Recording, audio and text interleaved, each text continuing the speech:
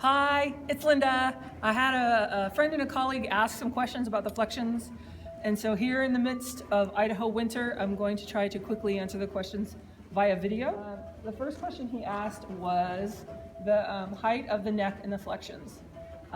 We know as a review that we start with a session of the jaw, right here, and that's a relaxed movement, releasing the jaw.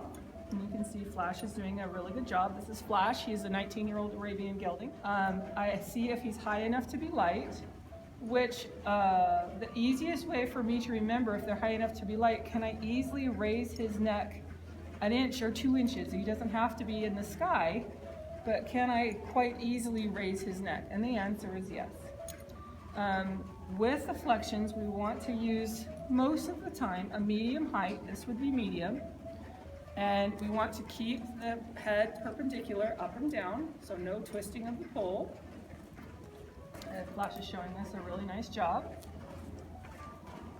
I'll stand out of the way so you can see. Ta-da! As we move forward with the flexions, then we will start varying the neck height. And that means that the pole will be in different positions depending on what we need. So one of the things that we teach your horse in the flexions is action-reaction, or extending the neck. We want the nose to be forward and the horse to take the contact down themselves as you apply more contact to the mouth. And we can do action-reaction or neck extension in a flexion or a straight. Flash knows to be asked for a neck extension even without having to be in the action-reaction position. When we're walking, and in motion, we may ask for different aspects of our in-hand program. So, walking, how about asking for shoulder in, shoulder in, shoulder in, good, good, good. And then I might give him a break, asking for a long neck. So again, the neck height and the changing of the neck height is part of the gymnastics of the flexions and the work in hand. The other question that my colleague asked is the pole as the highest point. That's especially important when the horse reaches the point where we are asking for pole flexion or ramené. So if I ask Flash, I need him at a medium height, and I ask him for pole flexion, this is when it is essential that the pole be the highest point. Even in the flexions, I can ask him to do a flexion to the right, and here he's open, and then I ask for flexion of the pole. And when I ask for flexion of the pole in the flexion, then his pole needs to remain the highest point. So that is very much the critical time when the pole is the highest point. Obviously, when we're changing neck height, the pole will not be the highest point because we're changing the position of the neck. But it is very, very essential that the pole is the highest point when we're asking for pole flexion.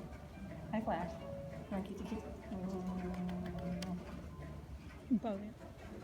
Now I have Cougar, who has, every horse has different issues in the mouth and in the contact.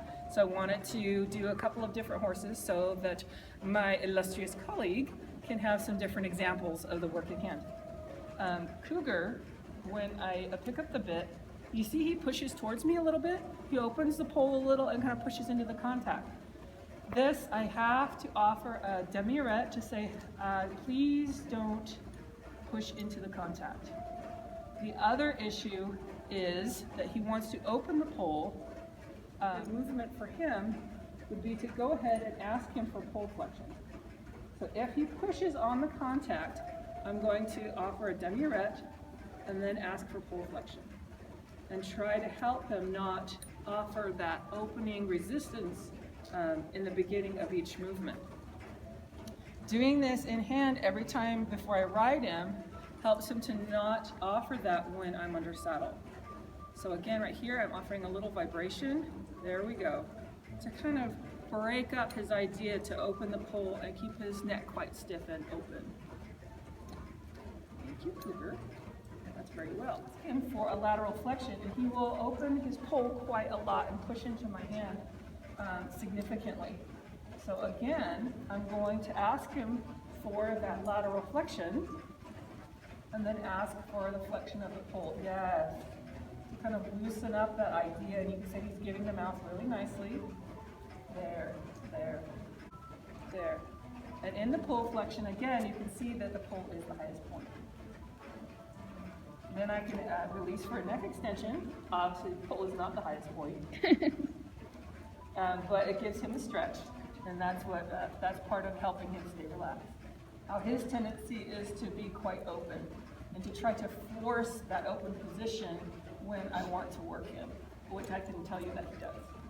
And so I'm not going to be forceful in return. I'm simply going to ask him to relax. There. Give the jaw and give the pull flexion. The pull is the highest point. Good boy, Cookie. That was really nice.